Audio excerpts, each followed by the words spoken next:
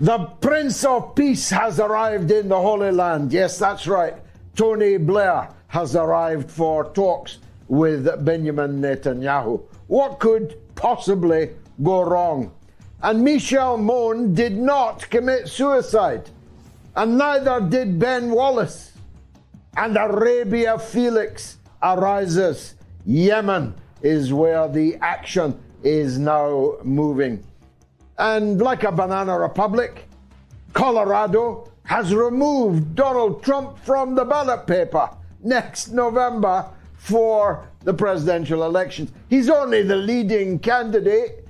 If that happened in any other country, the United States would be invading to reinstate best democratic practice. And California says it's about to follow suit. We'll be talking to some experts about whether this maneuver is likely to succeed or fail. Well, it's all coming up, including a poll on whether Santa will be safe over Bethlehem this weekend.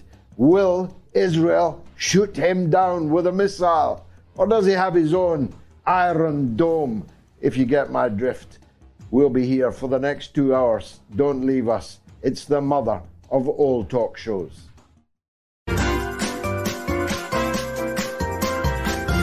You are listening to the Mother of All Talk Shows podcast with George Galloway. It's not like the wise men arriving from the east carrying gold, frankincense, and myrrh, although there may be gold involved, because Tony Blair doesn't do much without gold changing hands. But he is now in the Holy Land and will be talking. Negotiating on whose behalf? Who knows? The WEF, Klaus Schwab, the nascent world government? I don't know. But Tony Blair is there looking suitably demonic. Well, he is about to meet a man even more satanic than him, although that is debatable. What he's going to say to Netanyahu and on whose behalf, we can only hazard a guess. But a clue might be in the completely disastrous opinion polls in the United States, which show Joe Biden losing in a landslide to Donald Trump, the putative Republican Party candidate, about which more later. Amongst young voters, hardly anybody at all is going to vote for Joe Biden. Amongst Muslim voters in the United States, nobody at all is going to vote for Joe Biden. At least they're not going to admit that they are to an opinion pollster. God, of course, is another witness. The truth is, Joe Biden has completely wrecked his re-election with his reckless, murderous largesse that he has handed over to Benjamin Netanyahu, a man who wouldn't see him coming. He would be happy if Joe walked off the end of a stage and cracked his skull, because Netanyahu is that kind of guy. But Joe is absolutely determined to kill as many Palestinian children as possible before he is forced to demand a ceasefire. Joe Biden is on the ballot. Donald Trump may not be. Not only is Joe Biden on the ballot, the stepmother of Hunter Biden, Mrs. Joe Biden, says decency is on the ballot. Decency. Hunter Biden, Joe Biden, shower scenes, heavy breathing in little girls' ears, sniffing under their arms. Decency is on the ballot. Hunter Biden's dad is on the ballot, otherwise known as decency. And other Democrats and their mouthpieces in the mainstream media frequently tell us that democracy is on the ballot paper in November. This despite the fact that the Biden administration has shredded more liberty in the United States than any president ever. Don't even think about Richard Nixon. Don't even think about Ronald Reagan. Joe Biden has slashed the democratic liberties available to the American public like no other president before him. And he's eagerly awaiting the transfer of the world's #1 journalist and publisher, Julian Assange, so he can lock him up for 145 years in a Colorado super penitentiary. The idea that democracy is on the ballot, coming from a party that is seeking actively to remove from the ballot not just their #1 opponent, but an opponent who is leaving them trailing in his wake, tells you everything about the sick, cynical hypocrisy of the political class in the United States and elsewhere. I'm coming to that also. The idea you can remove your main opponent and say that democracy is on the ballot is, Alice in Wonderland. It is words meaning exactly what you say that they mean, bereft of all content, hollowed out of all meaning. Democracy is on the ballot, but our main opponent is not. Now, you may say it was only a court in Colorado. Interestingly, the Denver-educated judges voted against disqualifying Donald Trump, but the Ivy League judges on the court in Colorado voted to disqualify him, and they prevailed.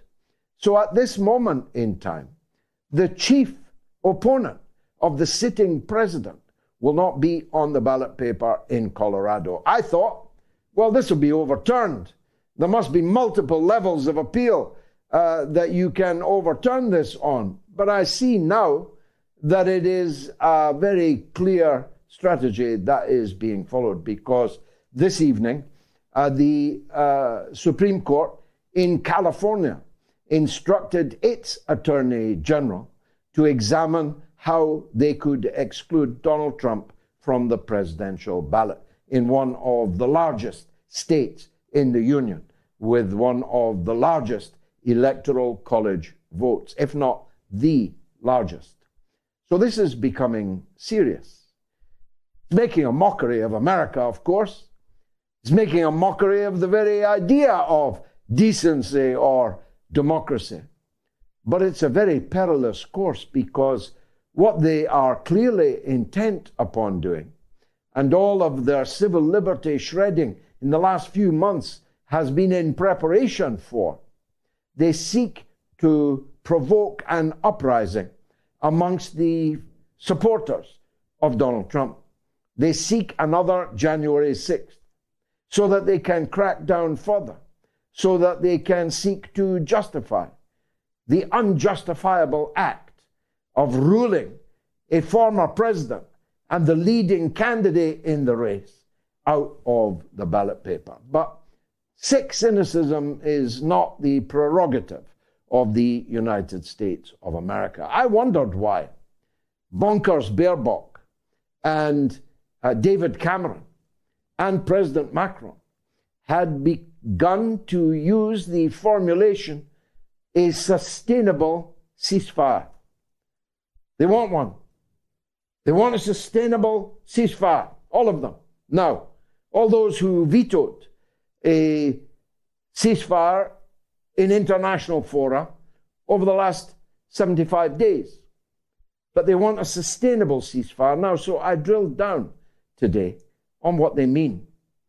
And when you hear from me what their sustainable ceasefire actually means, you'll probably agree with me that there is no sickness of which these people are not capable.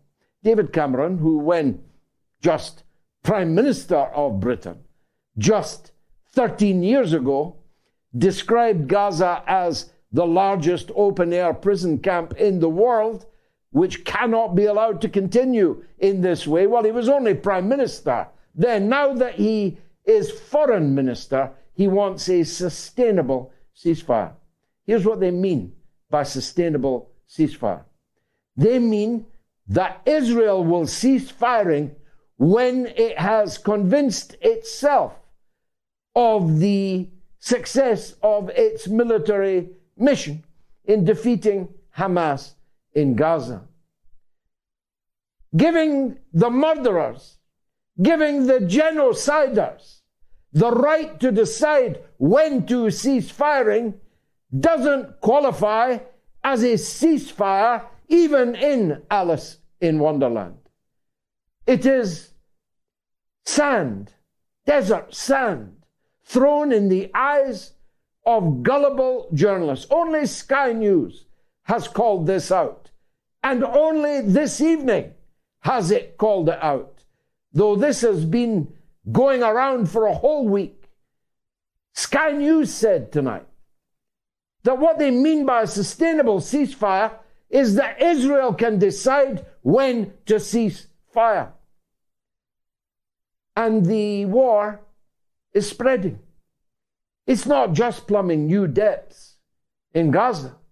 It's not just murdering record numbers of church parishioners in the Holy Family Church, in the church, a Catholic church in Gaza, where an elderly lady and her middle-aged daughter were murdered just a few days ago. The deputy prime minister of Israel said that can't be true because there are no churches in Gaza. There are no Christians in Gaza. That's what she said on television. And of course, the Pope and Cardinal Nichols, the Cardinal at Westminster Cathedral, made clear these people are lying through their teeth. We are the pontifical representatives of these Christians in these churches in Gaza that Israel has bombed and destroyed. But the war isn't now confined to Gaza. Not even confined to Gaza, Jerusalem, and the West Bank. A new actor has entered the war, Arabia Felix, the original Latin name for southern Arabia, nowadays the Yemen. I have spoken many times, I hope powerfully, about the purity of the people of Yemen, the purity of their adherence to religion, the purity of their enunciation of the wonderful Arabic language, and the purity of the people in their dignity and self-respect. As I put it on Sunday, they are poor, but they are pure. They are the last Arab country.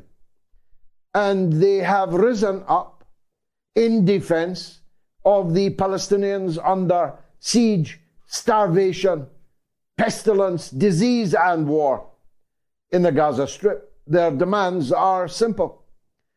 You must stop this bombardment. You must lift this siege. Allow the Palestinians food and water and stop murdering them. Or we will intercept any shipping in the Red Sea on its way to or on its way from the state of Israel, or any shipping that is owned by Israel. Now, when you put it like that, that's actually something that all the countries in the world should have been doing. That all the Arab countries in the world should have been doing. That all the Muslim countries in the world should have been doing. But it has been left to the poorest Arab people in the entire Arab world to make this stand. And they have made it good.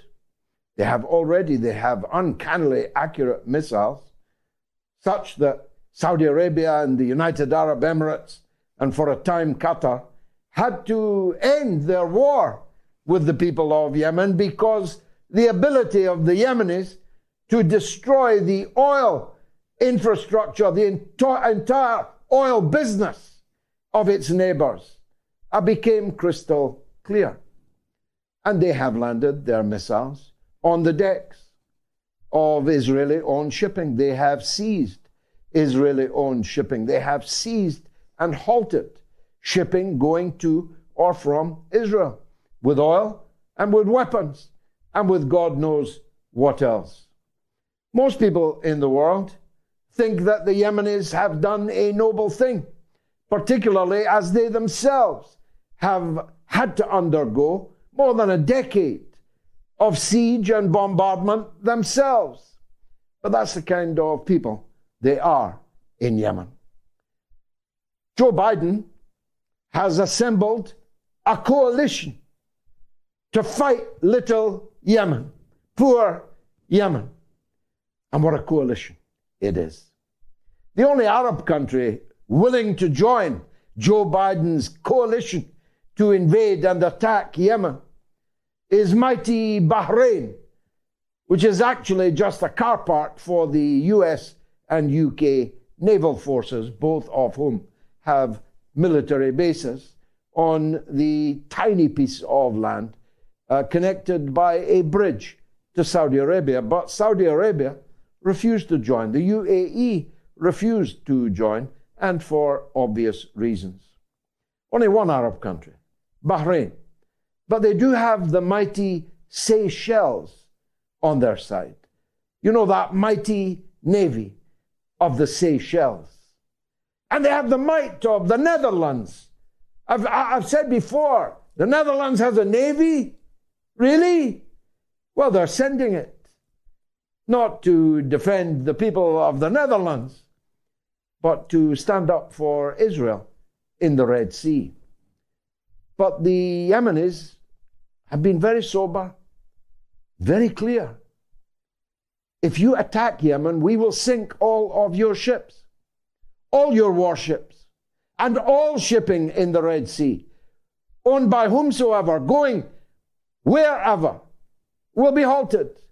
We will close the Red Sea, and we will sink, Mr. Biden, any warships that you send against us. So I hope the mothers of the sailors in the Netherlands, in the Seychelles, in Bahrain, in Britain, in Canada, in France, and in the United States, hear this warning that after a decade of war, the Yemeni armed forces are amongst the most powerful armed forces in the world.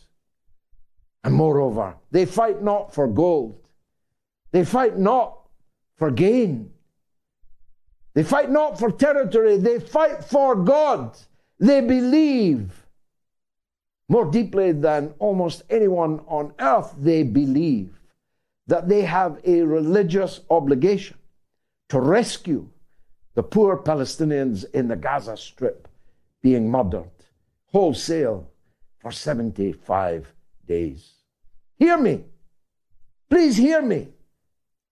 The prime ministers and presidents who have dispatched their navies to the Red Sea, no good will come of it. Now, the war has spread to Lebanon.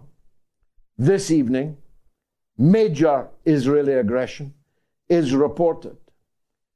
People have been sniped to death, 2 of them today, and many others have been murdered in bombardment of private houses in the south of Lebanon.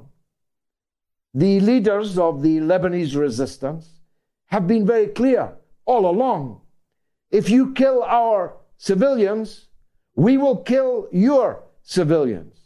If you bomb our territory, we will bomb your territory. Now, what does all this add up to? It adds up to a war on multiple fronts, and not just for Israel. Because the Iranian foreign minister said tonight that they provide logistical and other assistance to the Yemeni armed forces, and that they will stand by the Yemen until the end of time. That's pretty unequivocal. That's pretty clear. That means if America and its coalition, the Seychelles and the Netherlands, go to war with Yemen, ultimately they're going to be at war with Iran. Maybe that's what they intended all along. But if they go to war with Iran, I'm going to make a risky prediction. And my prediction is that Russia and China will not allow Iran to be defeated by this ragbag of racist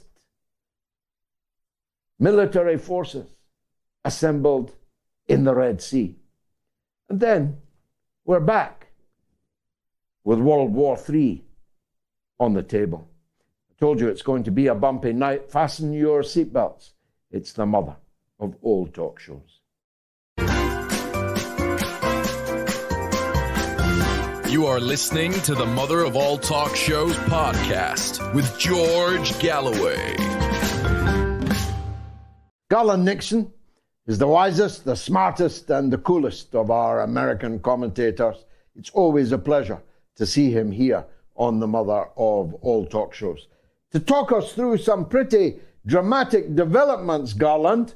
I mean, it's not every day a banana republic decides to take the lead candidate in the election off the ballot so that he can't stand for election, especially when you're claiming that democracy is on the ballot paper. Decency, as Mrs. Biden said, is on the ballot paper. Talk us through what's happened.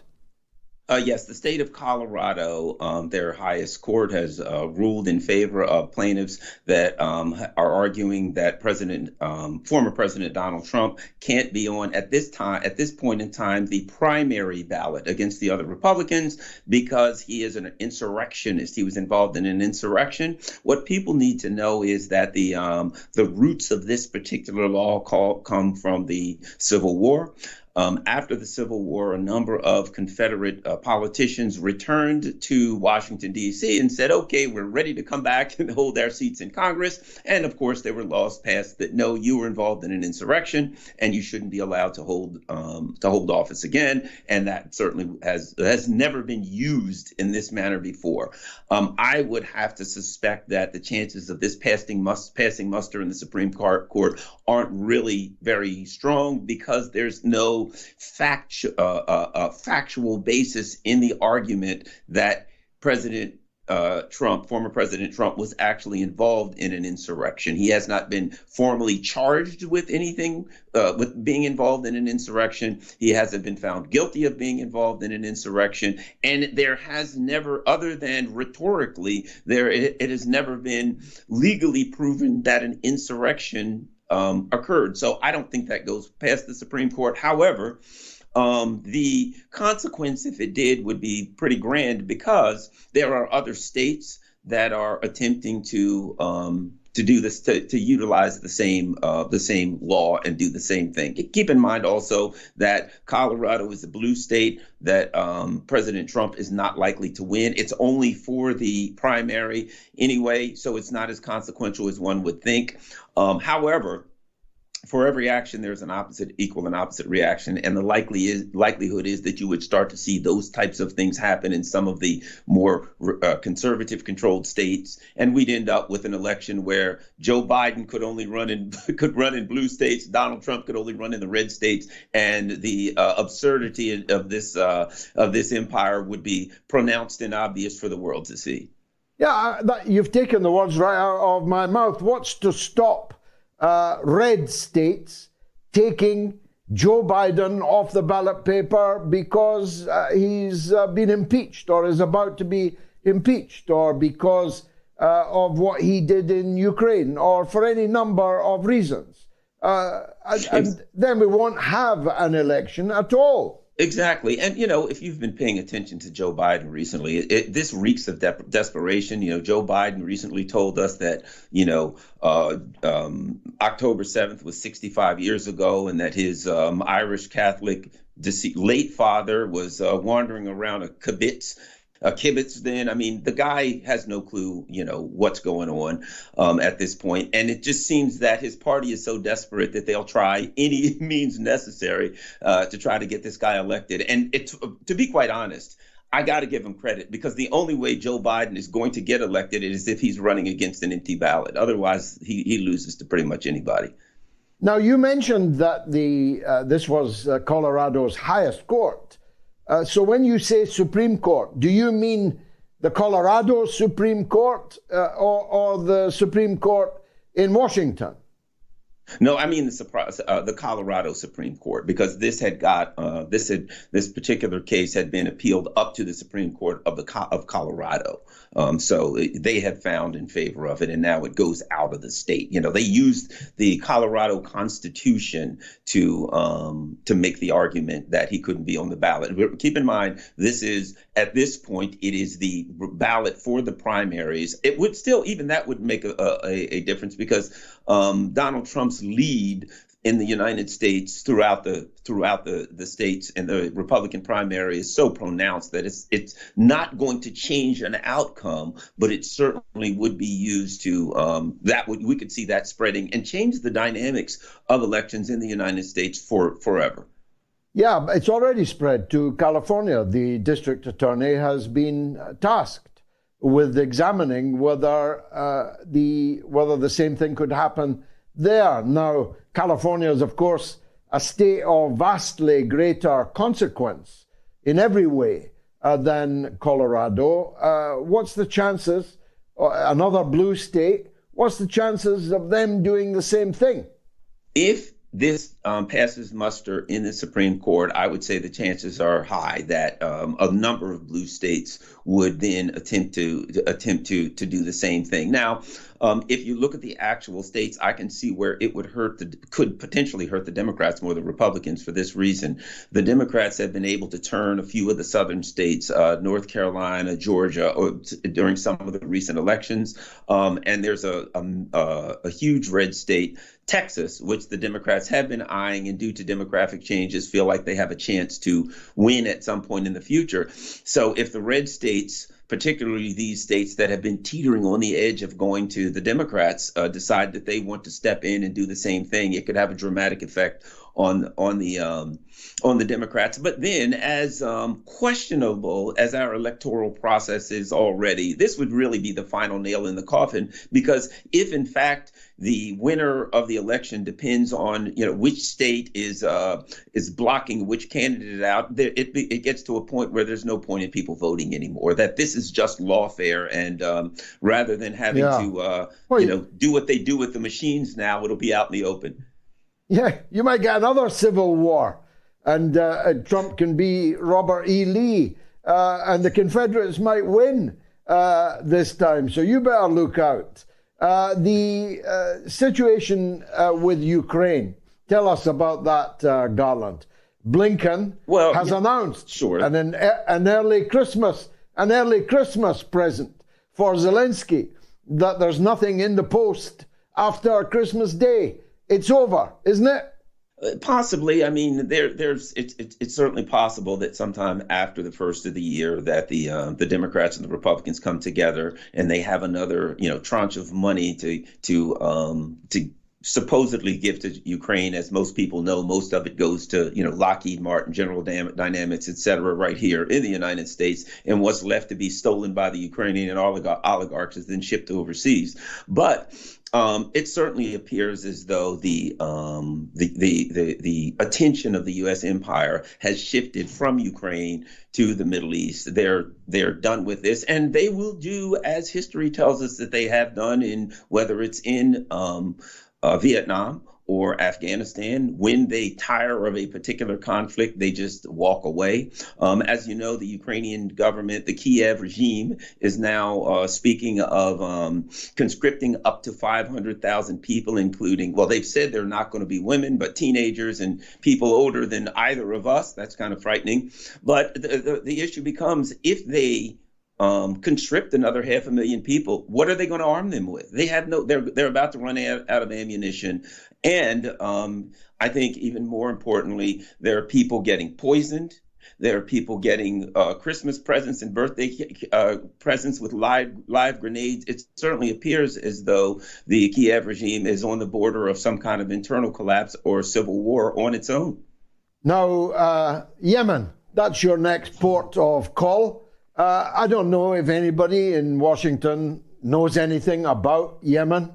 I myself have studied it, followed it for 50 years, more than 50 years, ever since I saw the Scottish soldiers in their kilts getting their bare backsides handed to them by the Yemeni people after taking control and murdering a significant number of Yemenis in the port of Aden, the Crater district. I've never forgotten it. The skirl of the pipes, the swirl of the kilts, and the gunfire shooting down unarmed Yemeni people. But the Yemeni people prevailed over British imperial control, and they have prevailed over the coalition involving the US and Britain, but led by Saudi Arabia and the UAE. They have prevailed over that. They have for 10 years been fighting. Now they're going to fight Joe Biden. How's that likely to go? Well, it appears to me that the Ansar Allah, the Yemen leadership, have created a dynamic for the U.S. empire that I would analogize to quicksand. You know, one thing we know about a person who gets stuck in quicksand, the more they struggle, the quicker they seal their own doom. And what's going on now is if the U.S. decides they want to attack Yemen, if they want to, then Yemen has some options, which is to attack U.S. ships, which in that instance, and here's what's important, because I used to be involved in insurance. If you have insurance, what almost all insurance policies say, they will not pay in a war zone.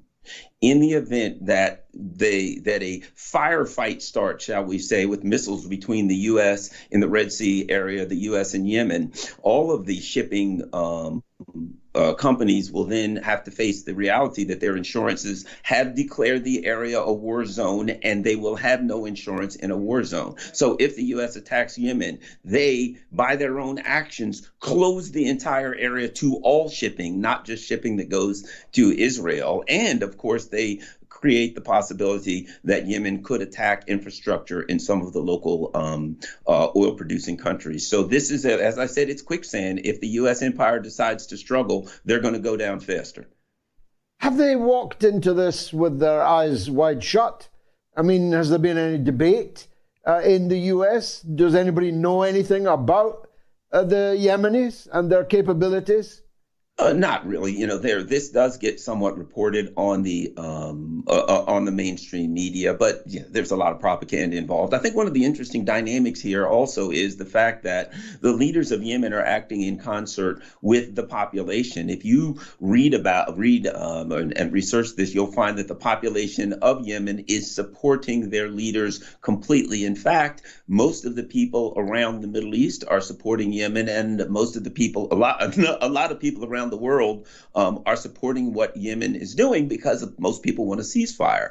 While on the other side, Joe Biden is not only not consulting with his people, 76 to 80% of the constituents of his own party, if you look at the various polls, oppose what he's doing. His polls are in the trash. He's at 34% right now. Not that I'm sure he really knows that, but hey, I'm sure his handlers at least know that. So he is going against the wishes of the people in his own party, in his own country, and he is now in opposition to people who are wholly unified against the U.S. empire's machinations in the Middle East.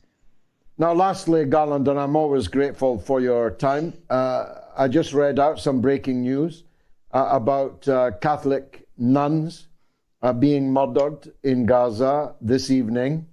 The convent of Mother Teresa,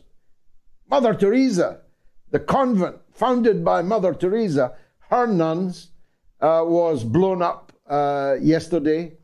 Parishioners were killed in the Holy Family Church at Christmas time by Israeli snipers.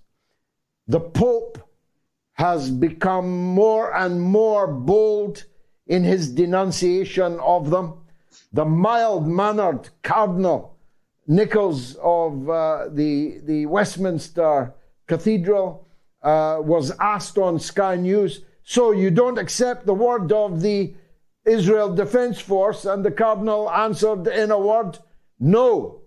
So just how reckless does this whole thing have to become before someone calls a halt to it? Any straws in the wind in Washington on that? Not at this point. And, I would argue that what's going on now in Gaza is a bookend. On one end, the first bookend was, in fact, the beginning of the U.S. empire, which was started with what? They genocided the indigenous population. They committed slavery and all types of terrible things for many, many years. And then they argued that was the old us. That was before we were enlightened like we are. We're totally different now, and we would never do these kinds of things again. And now here is the bookend. The Gaza conflict, if you will, genocide, whatever you want to call it, is the bookend on the end of the U.S. empire. The U.S. empire now has no moral standing in the world. Not even the leadership and the ruling elite in the U.S. empire does not even have moral standing amongst the people of this nation. So I think that what's going on in Gaza, this is it. This is game over. No more Tony Blinken running around the world pointing at other people saying that they are committing human rights activities or they're authoritarians. All of that stuff will be laughed at by the world. This is the final chapter in the precipitous downfall of an empire that's been involved in just terrible actions for its entire existence. Amen to all that. Merry Christmas to you. Garland Nixon, thanks for joining us on the Mother of All Talk Shows. Always a pleasure. Coming up after a short break is Dmitry Polyanskiy, the Russian UN ambassador. How about that then? You'll want to see it, I promise you. Stay tuned.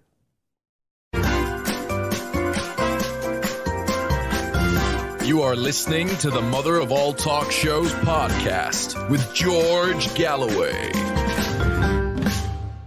Ambassador Polyanskiy from the Russian Federation delegation to the United Nations. So he's a very busy man these days, and we're very lucky to get him. Excellency, thank you for joining us. Before I turn to what I invited you on to speak about, can I ask if you're in a position to update us on what's happening on the ceasefire resolution on Gaza, which Russia and China and the Arab countries have been trying to hammer out? And I did read that the desperate struggle is for a resolution that the U.S. will not veto. Doesn't that just mean it would be a resolution that if the U.S. would not veto it, it wouldn't be worth having? Well, thank you for having me, George. Actually, the resolution that we are about to have, and it's not yet guaranteed, is, of course, quite weak, and we are very disappointed with that. However, it's not in our tradition to comment the internal affairs of Security Council until we haven't gone public on this. I know that the negotiations continue to get some kind of a text which would be acceptable for everybody, which is, again, not yet guaranteed. So I think that the last postponement, as we were informed, happened today, and we are about to vote tomorrow in the before noon. That's what the Ecuadorian presidency told us. I don't think it's worth waiting any much longer, because the picture is already clear, and very few people believe that there will be a breakthrough in the Security Council. However, it's up to pen holders, and the pen holders in this case are United Arab Emirates, to decide on when to hold the vote, whether to put it to vote or not, whether to withdraw text or not. So that's why we are not in the driver's seat in this case. We were in the driver's seat on several other occasions, but not in this one. You must be anxious about developments in the Red Sea. Actually, the only shipping that can now pass untrammeled through the Red Sea are Russian tankers. Another victory for Putin, they will say. Everyone else's shipping has more or less stopped. The port of Eilat has ceased operating. The cost of insurance has gone through the roof, so you don't actually have to blockade the Red Sea. It's effectively blockaded itself by the existence of a conflict there. Now, President Biden has assembled an armada from the likes of the Seychelles, Netherlands, Bahrain. Those mighty navies are steaming towards the Red Sea.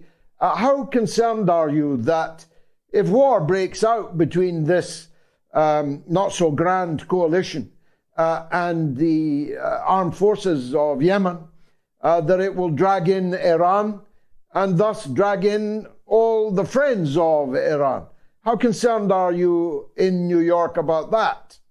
Well, we're quite concerned, and of course, let's try to bar hypothetical scenario, but we discussed this issue in the Security Council in close consultations. So, on the one hand, we absolutely share the necessity to provide freedom of maritime navigation there, and we joined the others in the press statement of the UN Security Council, calling on Houthis to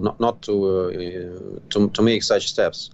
On the other hand, we warned that any kind of force reply by force in such circumstances risk bringing the situation further to the brink of confrontation, and this is the scenario that we want to avoid. We also understand that of course what's happening there is a reflection of situation in Gaza, and the more situation there aggravates, the more chance that the situation in Yemen and around the Red Sea will also become quite problematic.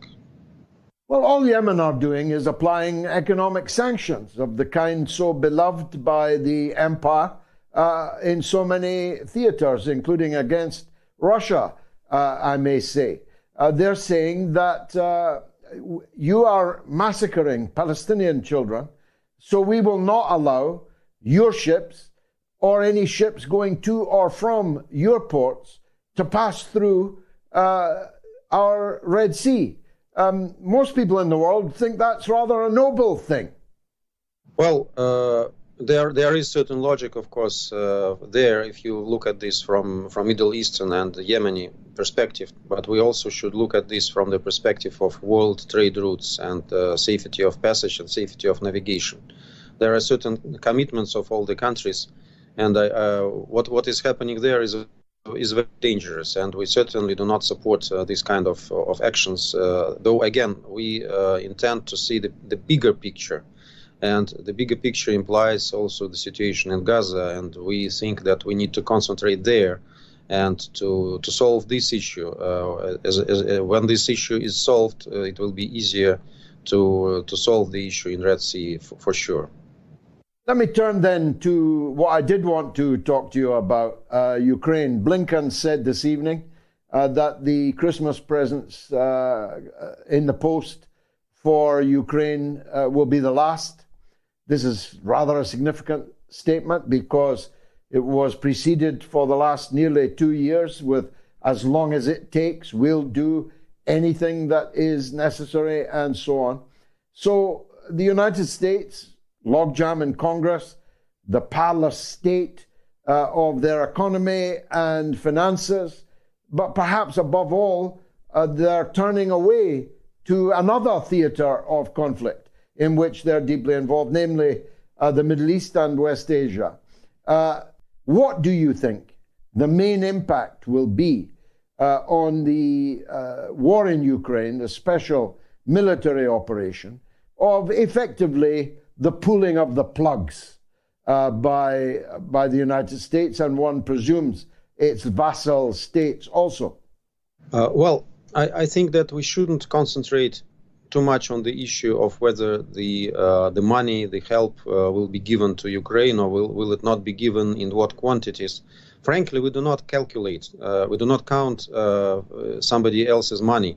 We only calculate them and count in Security Council when it comes to the discussion on how many good and noble things could have been done with this kind of financing in the world. That's the only way we compare the volumes that US and other allies spending for arms and not for development.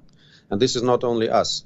As for the Ukrainian situation, well, I understand that at some point of time, maybe there will be a decision on some additional money for Ukraine, some additional weapons. But the issue is bigger, and the issue is that everybody understands that it is not making the difference in the battlefield. So enormous money was spent in Ukraine, enormous amount of armaments were sent to Ukraine. It didn't help Ukraine prevail as everybody was hoping, though de facto the whole NATO bloc is now behind Ukraine. But the problem is not for Ukraine is not in arms now. The problem is in people, because the people don't want to fight. That's quite clear. They didn't want to fight from day one, but there were some nationalists and some people who were very much determined to fight for Kiev regime. Now it's very difficult to find really those who want to fight for Kiev regime. We all see the films, the video reels about forced conscription, which is already being named forced conscription to the grave by the Ukrainian society. So people are avoiding this because people are very much disappointed and disenchanted in Zelensky and his regime.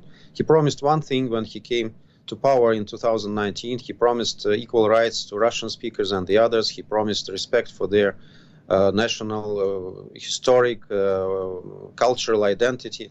He promised to bring peace through Minsk agreements with his compatriots in the East. He deceived all the voters who voted for them, and they voted massively. 75% was his support. So he did everything to the contrary what he promised, and he just made his country a geopolitical tool of the US, a geopolitical pawn at the chessboard, and his countrymen as cannon fodder for the US and NATO interests. People understand this, people see this, and that's why there are no more volunteers in Ukraine, and they now acknowledge this fact. People don't want to fight. So no matter how many armaments, how many money you would send to war in Ukraine, the problem in Ukraine is the fatigue, and the problem is the disenchantment, the fact that the people of Ukraine now understand who is their real enemy, and that's not Russia, that's the Kiev regime and Zelensky. In normal times, abnormal times too, I mean, I'm thinking of the Stauffenberg plot to destroy the top of the Hitler regime, when a dictatorship like the one Zelensky now leads begins to lose, and its people lose faith in the way that you have described, the devil finds work for idle hands, we may say. It's quite likely that the tensions between Zelensky and Zaluzhny, Zelensky and the mayor of Kiev, the world champion boxer, this may break into a fight, no?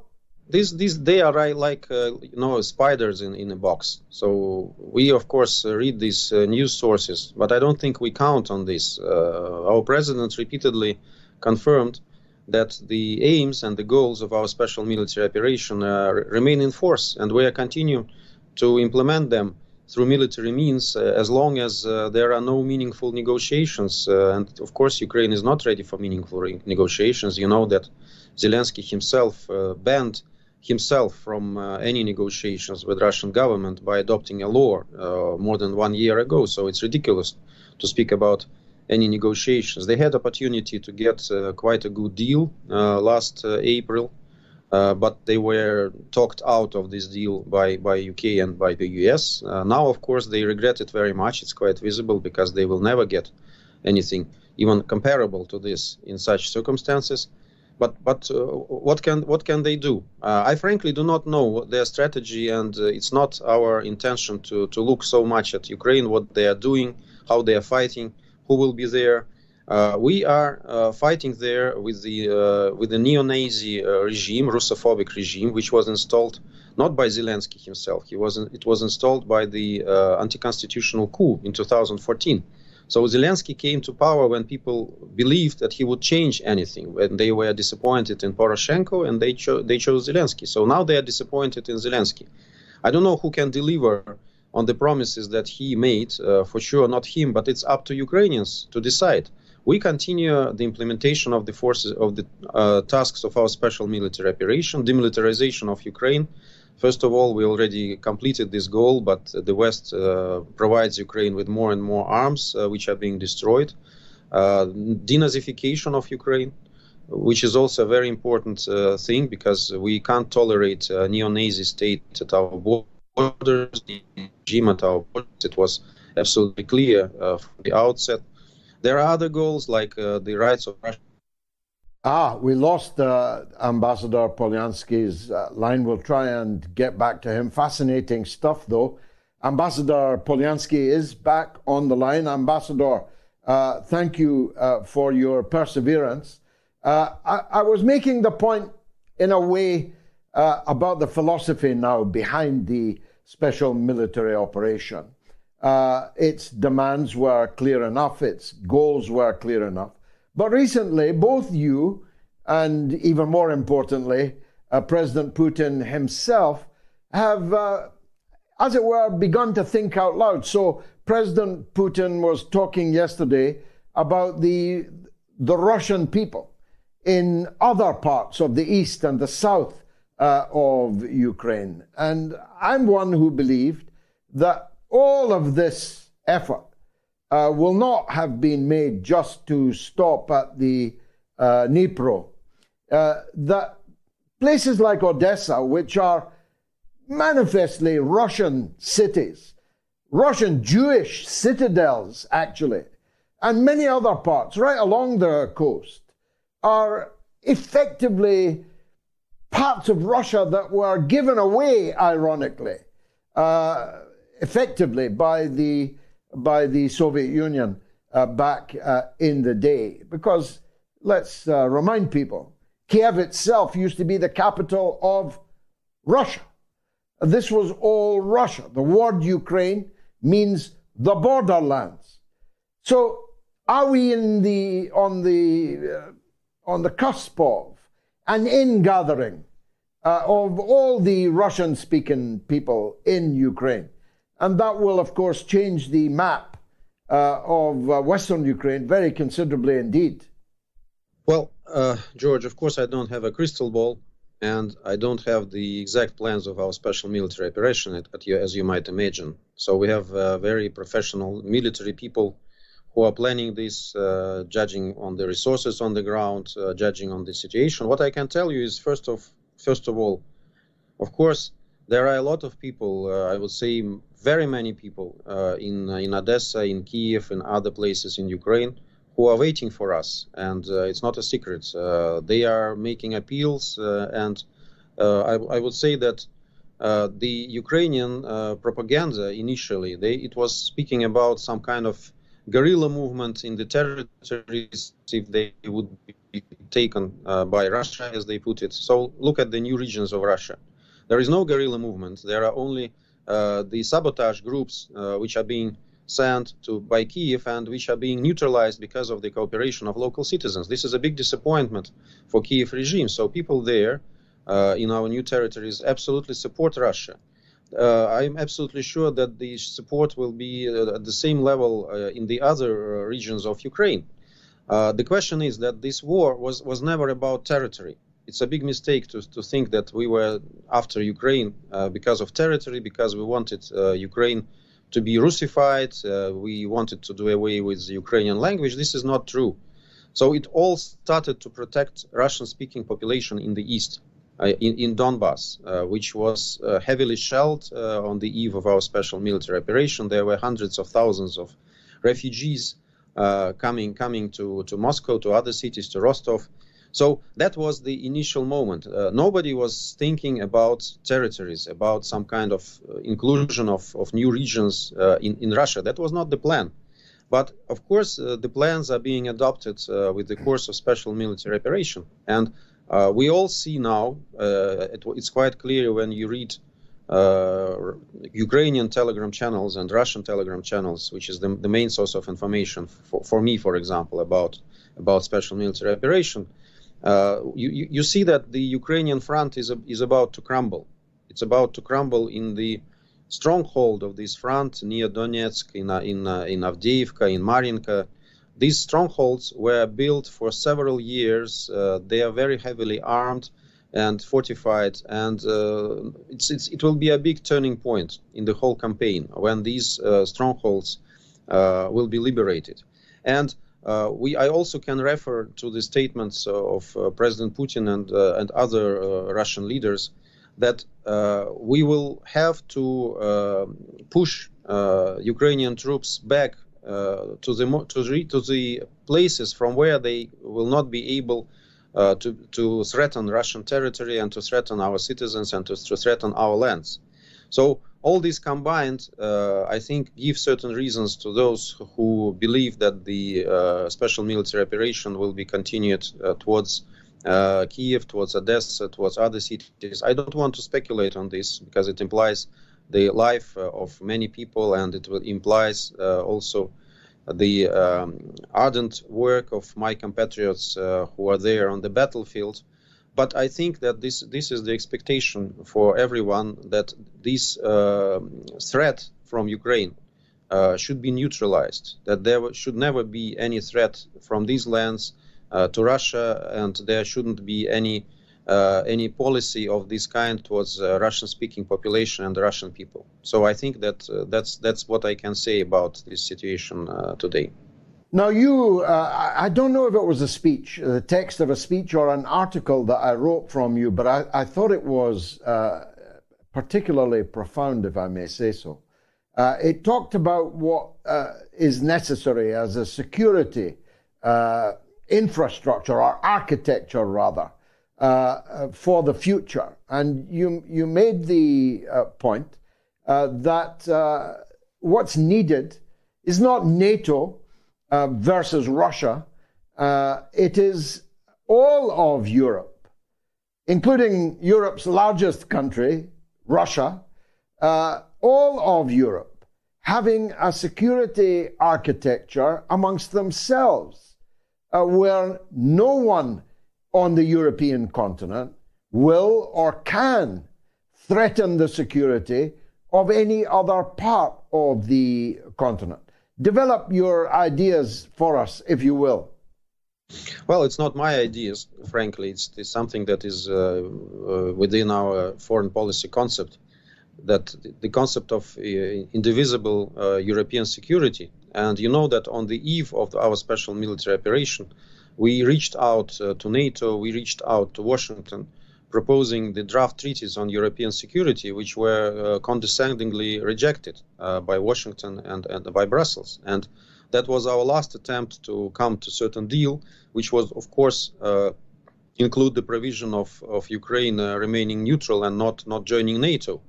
The biggest mistake that our European neighbors are doing right now, at least some of them, I see that there are more and more sobering voices in these countries, but still, they somehow try to build security architecture against Russia and not within Russia. And this is a very, very big mistake. I think this leads us nowhere, and that does not eliminate all the possible reasons for conflicts and for threats in the European continent. So we were long advocating this notion of indivisible security, when security of one state is not being provided at the expense of the security of the other. It's very simple, but NATO doesn't fit in this picture, at least in the way it is right now. NATO is an alliance which initially was perceived having Russia as an enemy or as an adversary, to put it mildly.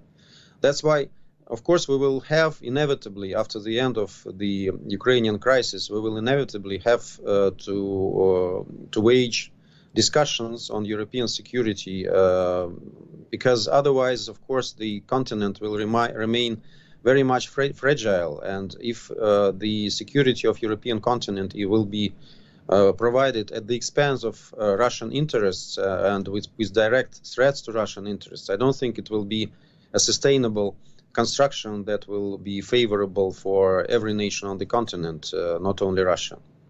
Ambassador, thanks for joining us. Sorry about the numerous interruptions in our discussion. Very good of you to join us on a very, very busy night. After this short break, a very special guest, Gonzalo Lira Sr., father of the captive Gonzalo Lira, formerly of this parish for a very long time.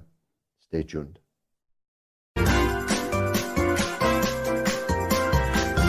You are listening to the Mother of All Talk Shows podcast with George Galloway.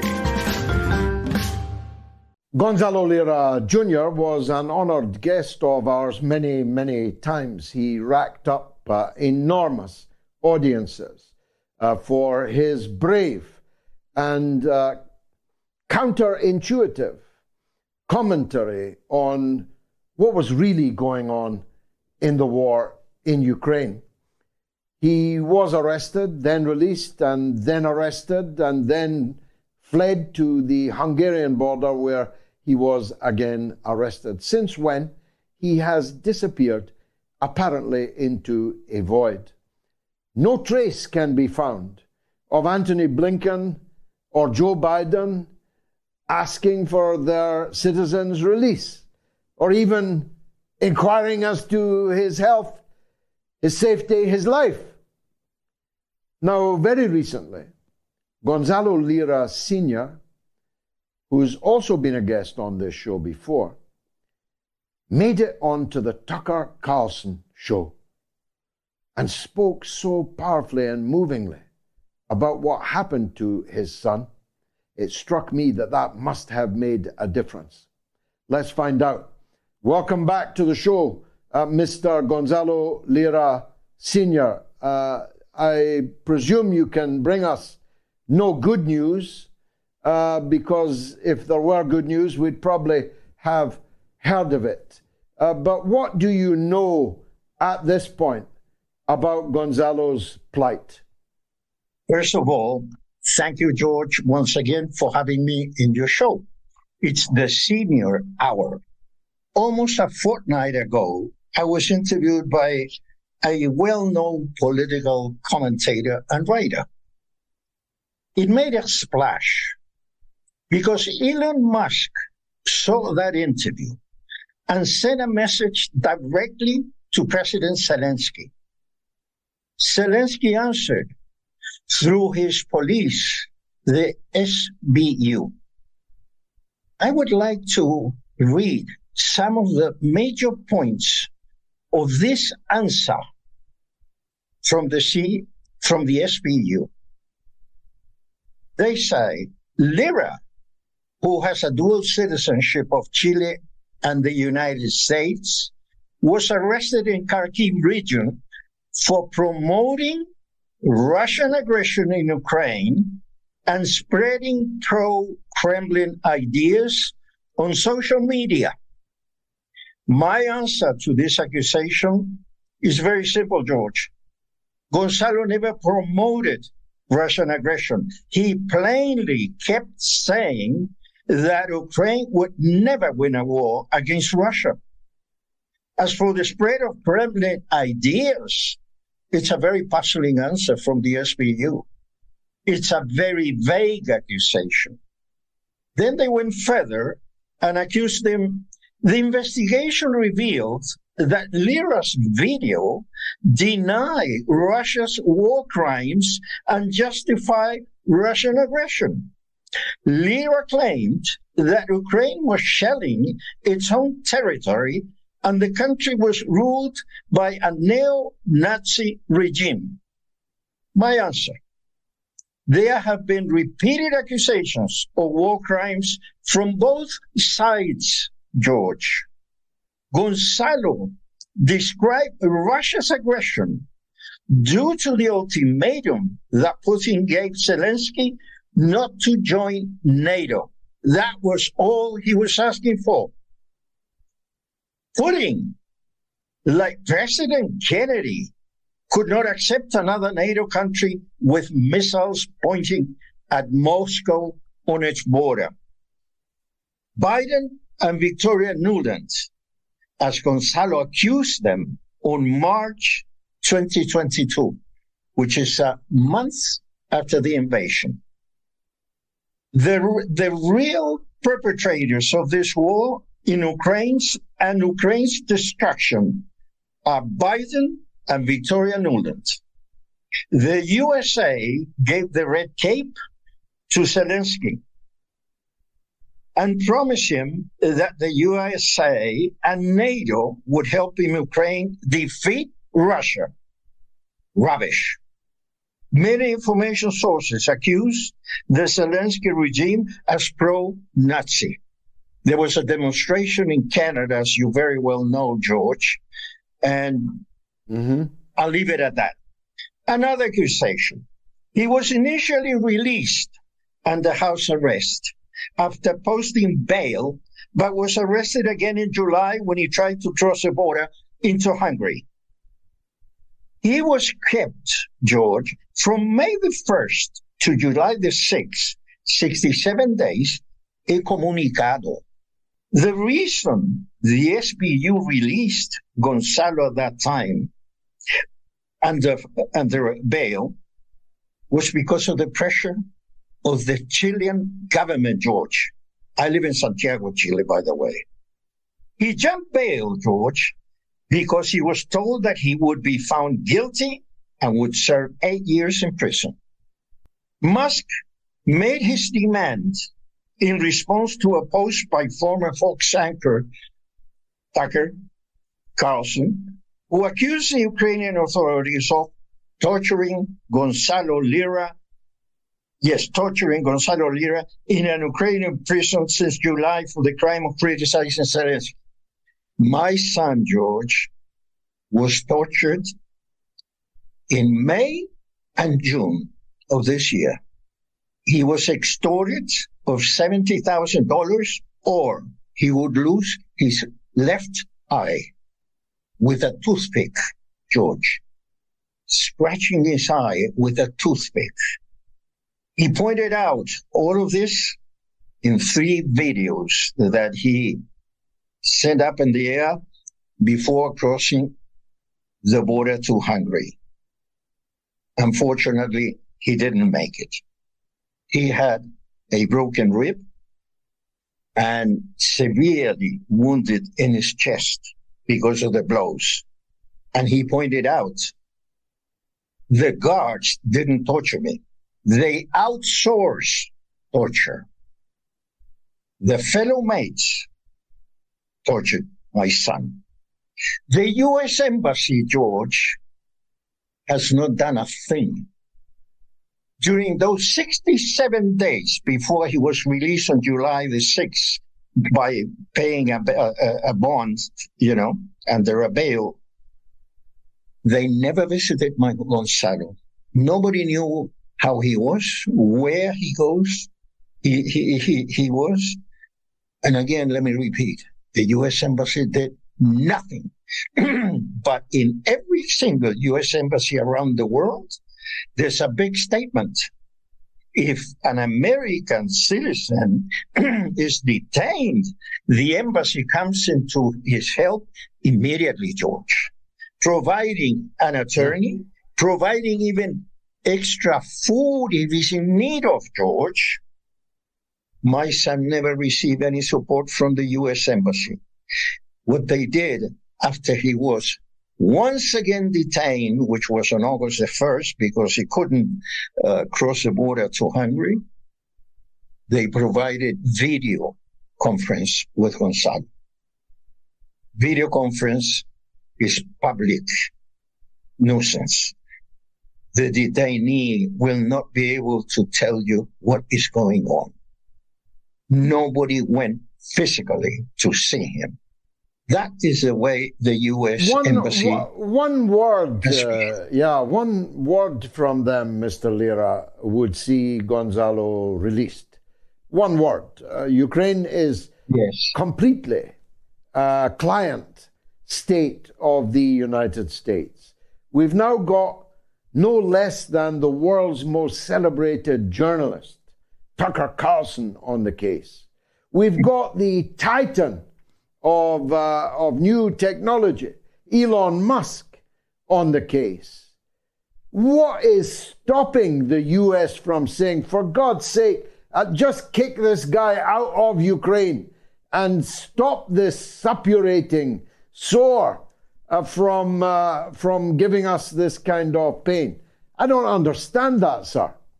Well, let me give you a preview. I was communicating with Gonzalo's attorney, Victor Tserskovsky. He doesn't speak English, George. So we translate each other, okay, through WhatsApp.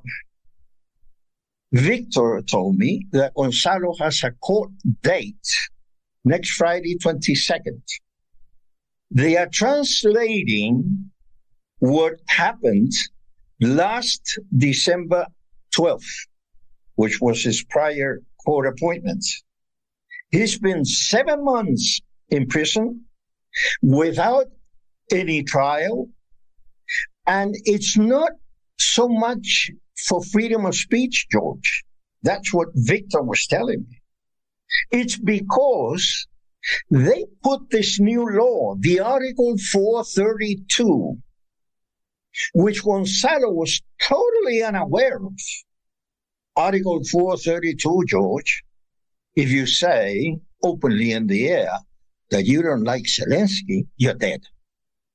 I mean, to that extent is Article 432. Gonzalo obviously was unaware. I pointed out to Victor, Gonzalo is not an Ukrainian national.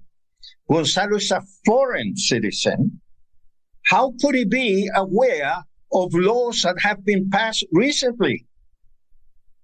Deport him, for crying out loud. What are we waiting for? Exactly. But let me tell you. Exactly. That's the obvious solution. Well, you did it exactly what it is. This is the USA war. Listen, Gonzalo was born in the States while I was doing economics work in the USA. I went to college at 19 years old when I finished my high school in Santiago, Georgia. I lived in England before, by the way, I was 10 to 13 years old, and I had the pleasure of living in your beautiful England, a country where law still prevails. I live there, Don't know about and I have always been a British fan, and I worked for Rio Tinto for a whole bunch of years, George, by the way. Anyway, getting back to this is Biden's war. This is a USA war. The USA, as President Eisenhower pointed out in his last speech, George, I'm pretty sure you know, he was afraid that the USA would convert into a nation exporting armaments in the world. Well, that's exactly what they are, an exporter of armaments in the world. They lost against China. Any other good is made by China. The USA is exporting armaments. So what is its marketing strategy? Make wars in the world. They are the ones that caused the war against Russia. They told Zelensky, they're puppet. Here, take the red rope, just like the bullfighter, and go after Putin. Well, that's what exactly he did, because Biden promised, we'll help you with the NATO countries, and we're going to beat the Russians. What I said before, which is rubbish. You will never win a war against Russia in Europe. How can you put foot soldiers? The American army is not the one that was in 1991, like Colonel McGregor says. You know Colonel McGregor very well. They could never win a war. They're wearing dresses now. Mr. Lira, time is short. I ask you if you are able to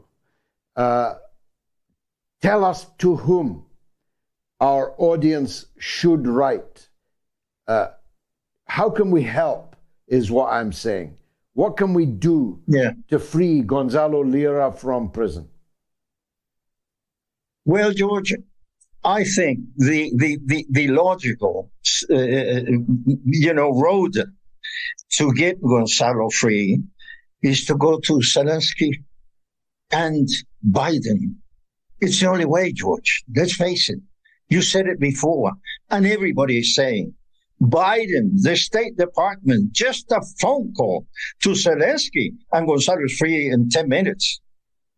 They are the ones that still have this man who has, let me try, if I may, George, this is Gonzalo, my son, with his son, my grandson, Ramon. He lives in Ukraine. He lives in a safe city in Ukraine, George. How can you have a man, a father, accused of such a nonsense, for crying out loud? I mean, this is pure nonsense. They just didn't like Gonzalo's speech. Gonzalo, on March, months after the Russians invaded Ukraine, said, this is a futile war, and it's going to end with the destruction of Ukraine. I have to take your leave now. I'm going to take your advice and ask everyone to contact the American government and the Ukrainian government. So their embassies in your country, wherever you're watching this, write to the Ukrainian ambassador and write to the American ambassador, unless you're in America, in which case write to the White House. Raise the demand. Directly. Fight for the freedom, for the life of Gonzalo Lira. I bid you good night, sir, and thank you for appearing on the show again. Very, very kind of you to do so. It's a legend, Tommy, in Glasgow. Go on yourself, Tom. Assalamu alaikum, brother. How you doing? Oh, alaikum salam. Very good, by the grace of God. What do you want to say? Yeah, long time since I spoke to you, brother. I've been busy with my wee mum. She's got Alzheimer's and cancer, and I'm looking forward to having a wee good Christmas with her, unlike all the poor people in Palestine, George, that are lying there slaughtered at this genocide that is happening. And I just wanted to, I mean, I've been broken-hearted, George, for the last so many weeks, like everybody else, broken in tears. Every single thing that you see on, Al Jazeera Press TV, the rest of the news is just absolute filth. And, the lies and the way they treat people, it's beyond a joke. But the place is held holy to the three monotheistic religions. There was a night journey that was undertaken by the Prophet Muhammad, peace be upon him, that ascended, went from Mecca, miraculous night journey that ascended from the Al-Quds, the Al-Quds Mosque, the Al-Aqsa Mosque, and ascended to heaven with all the other prophets of God and messengers of God, and recited the holy prayer. And when he came down, he was asked by the companions when they came back, and at that point, it's well known for all the Muslims are out there what happened that night. They all know. I'm not preaching, I'm just passing this out to other people out there, how important a place it is that, for Isa bin Maria, the son of Mary, Jesus, as he was known, that he was there leading the prayers, and people, the companions of Prophet Muhammad, peace upon him, said, what was Isa like? And he said he had the most amazing dark skin, which means he was black. It was from the Ethiopian. If you look at the Ethiopians today, have got their heritage, you can see the real Jews from the time that was there. And anyone who knows about the Jewish peoples for 70 AD, when the Jewish diaspora was created, they would not return until the Messiah had returned. Now the Muslims hold that the Messiah will return against the false prophet, the Dajjalic system that is in place, that the Palestinian babies fight, and God bless the babies in the incubators. The people of the year, Palestinian babies and women and men, for fighting against the most terrific evil God bless them. God bless all your listeners. And what we can do as a people out there, because we will be held accountable. I feel guilty as anything, because have we done enough?